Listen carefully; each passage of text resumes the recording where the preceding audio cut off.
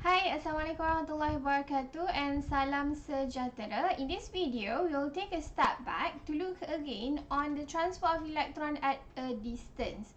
The previous video that I talked about the transfer of electron at a distance, I was using the example from the previous textbook that being used before they revise again the textbook.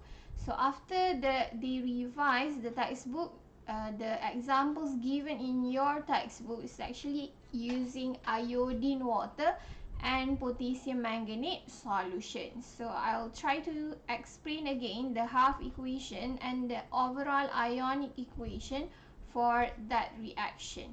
Okay, so let's look at the experiment.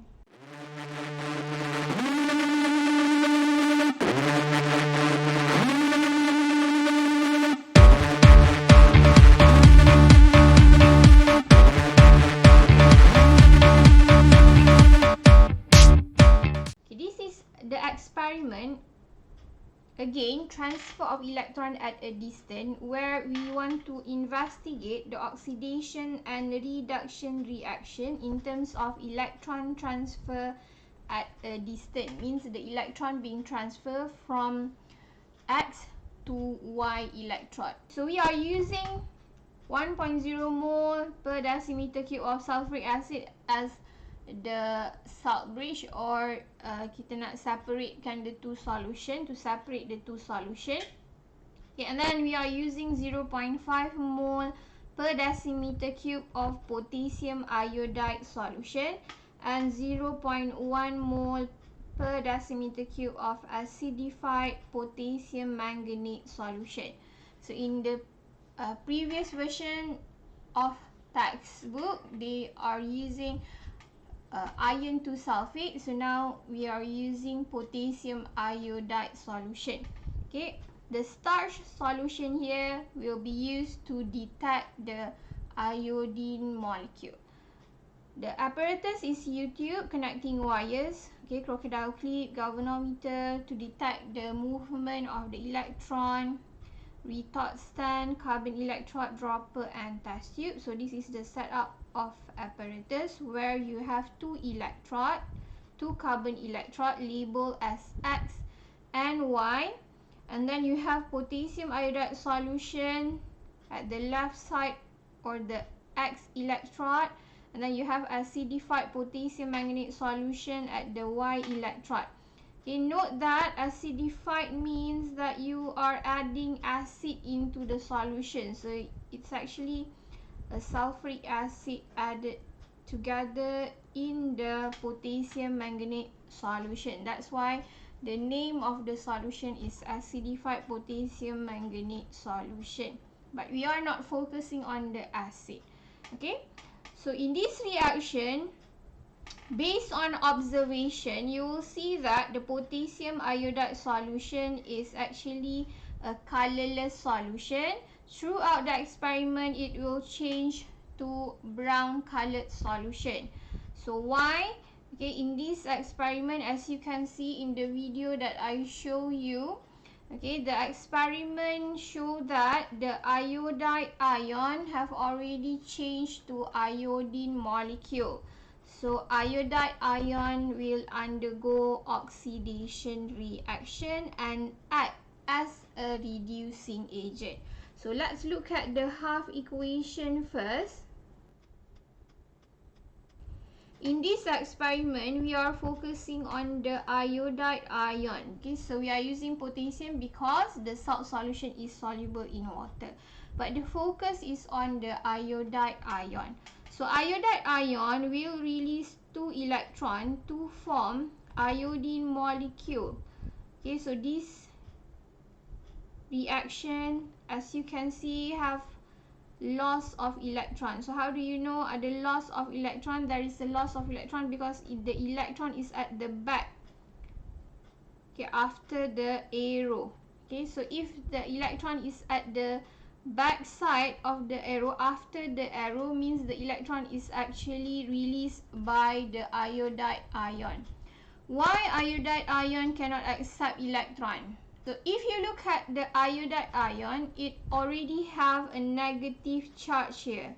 So the negative charge here means that the iodide ion have already achieved a stable octet electron arrangement.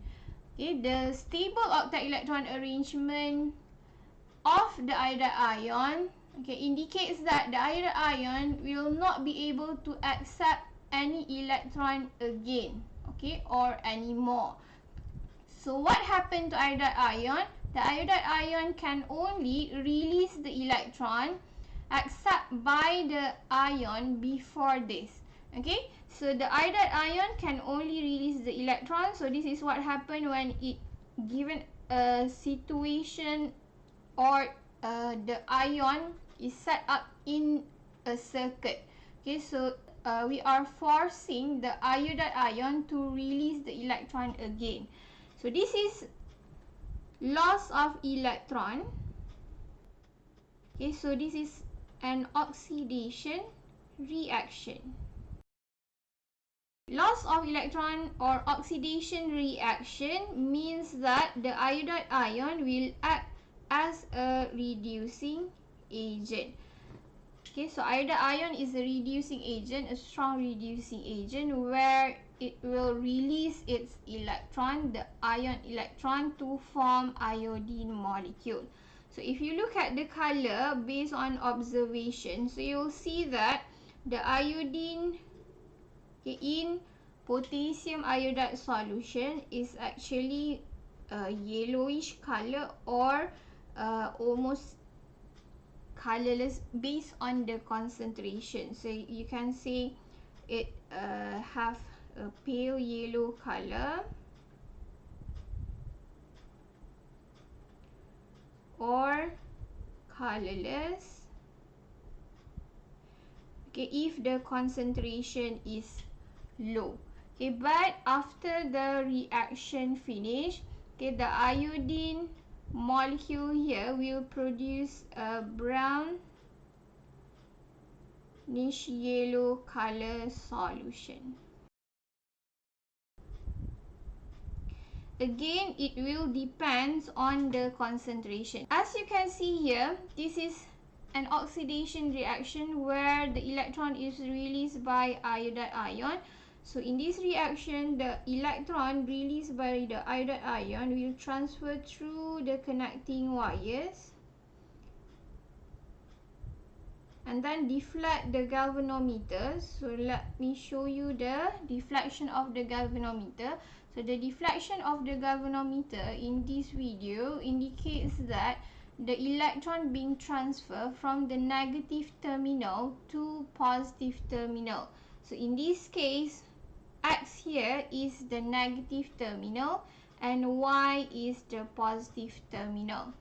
So you can note that the negative terminal are called anode and the positive terminal are called cathode. Okay, the anode or the negative terminal is where the oxidation reaction happens. And just note that the oxidation will happen at the negative terminal. Okay, cantik lah buat macam tu. Oxidation. Okay, oxidation happen at the negative terminal and reduction will happen at the positive terminal. So what happened to acidified potassium manganate solution? Okay, acidified potassium manganate solution is a solution that undergo reduction reaction. So we are focusing on the manganate. So the half equation for manganate solution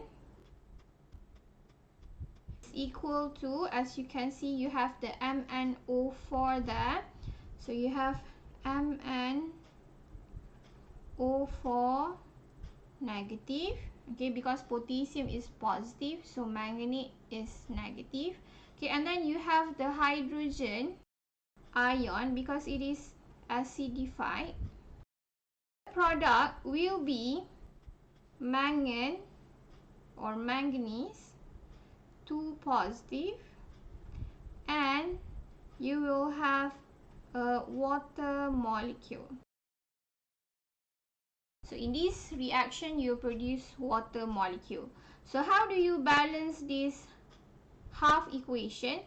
So first you have to balance the ion or the atom of the element that exists in the half equation. So you have one manganese here, and then you have 4 oxygen, okay, 4 oxygen and 1 hydrogen at the reactant side. So here you have 4 oxygen and 1 hydrogen. But at the product area here, so this is the product. If you look at the water molecule, so what you have to do is you have to balance the oxygen first. So you have 4 oxygen, so just put 4 in front of the water molecule, indicate that you have 4 times 1 oxygen, so you have 4 oxygen there. And when you add 4 in front of the water molecule, so you have 4 times 2, so you have 8 hydrogen. So just put 8 hydrogen in front of the hydrogen ion, indicate that you have added 8 hydrogen ion in the reactant area. So this is the reactant. So you must make sure that you have equal number of atom of an element for both side. It's either ion or atom lah So saya tak sebut lah dua-dua. Okay, so manganese ada 1. Okay, manganese, you have 1 manganese, 4 oxygen, so 4 oxygen and 8 hydrogen. So now you have balanced element in the reactant and the product. So now what you have to do is you have to look at the oxidation number or the charge of the element in the half equation.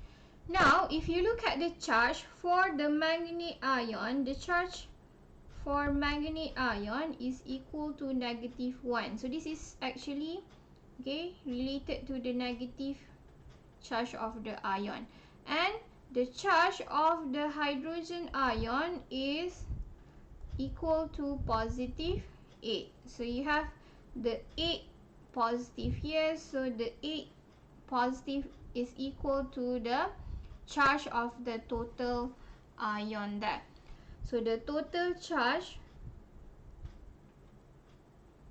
for the reactant is equal to -1 plus +8, so you will have +7. Okay, so that is the total charge for the reactant. So now let's look at the total charge for the product. So in the product, okay, you have manganese, okay, with the charge of +2. So the charge is equal to +2, and you have water. The charge of water is equals to 0 because water is a molecule. So 4 times 0 equals to 0. So total charge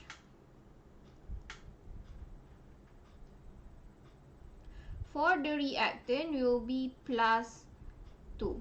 So now, if you want to have the equation, then it will be +2 plus 0, so you'll get +2.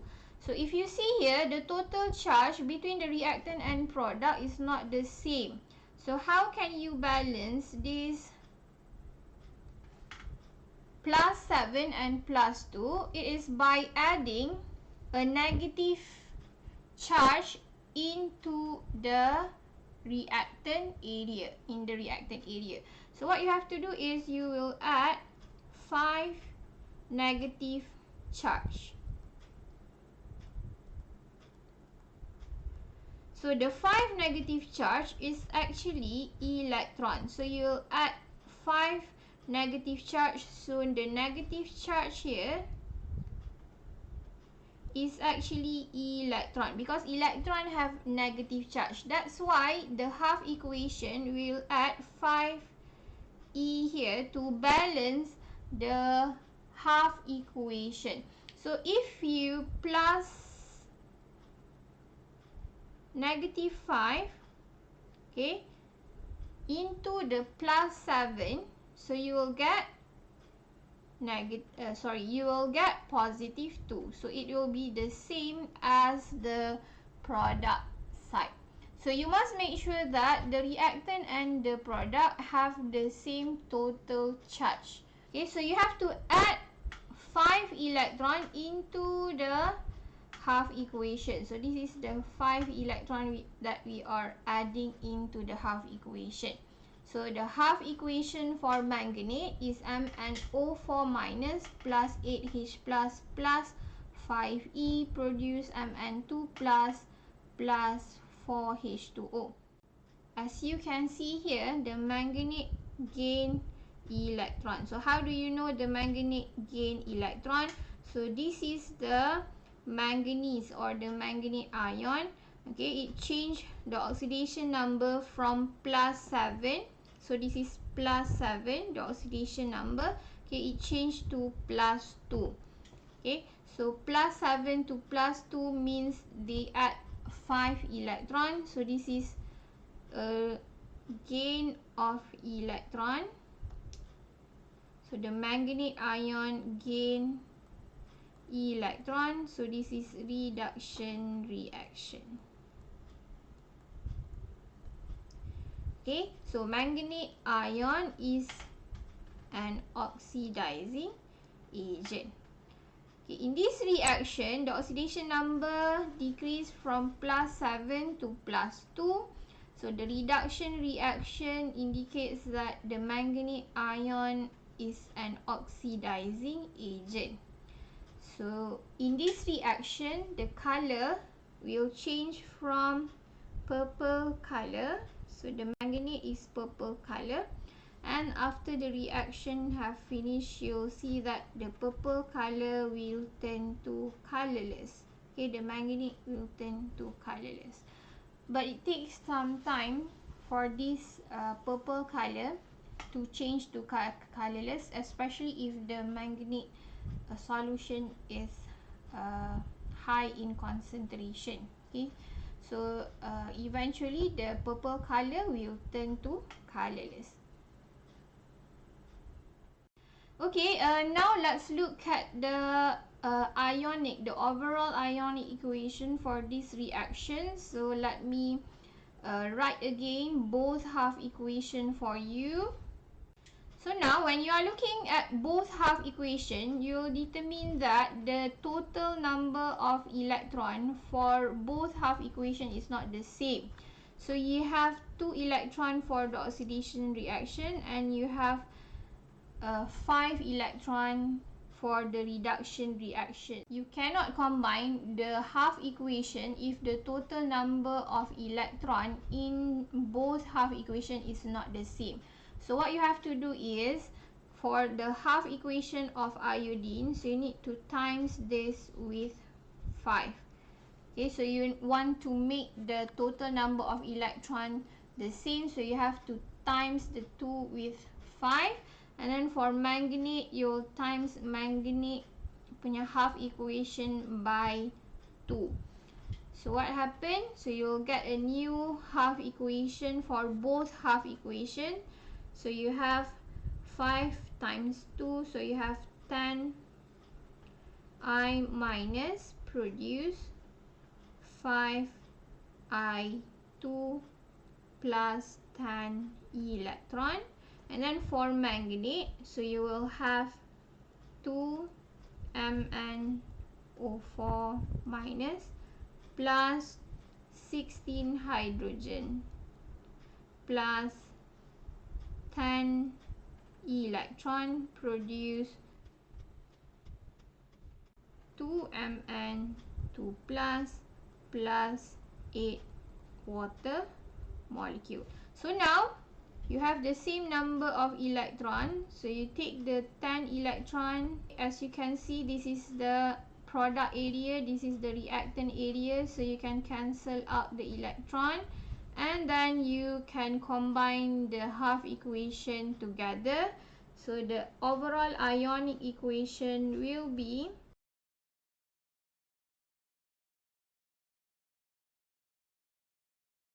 combination of both. So you have 10 I minus plus 2 MnO4 minus plus 16 hydrogen ion, produce, you have 5I 2 plus 2Mn 2 plus and 8H2O. So this is actually a combination of the reactant area and the product area. So this is the reactant for the experiment and this is the product. So this is the overall ionic equation and how you write an overall ionic equation for the transfer of electron at a distance. So basically, this is a redox reaction. So oxidation and reduction happen at the same time.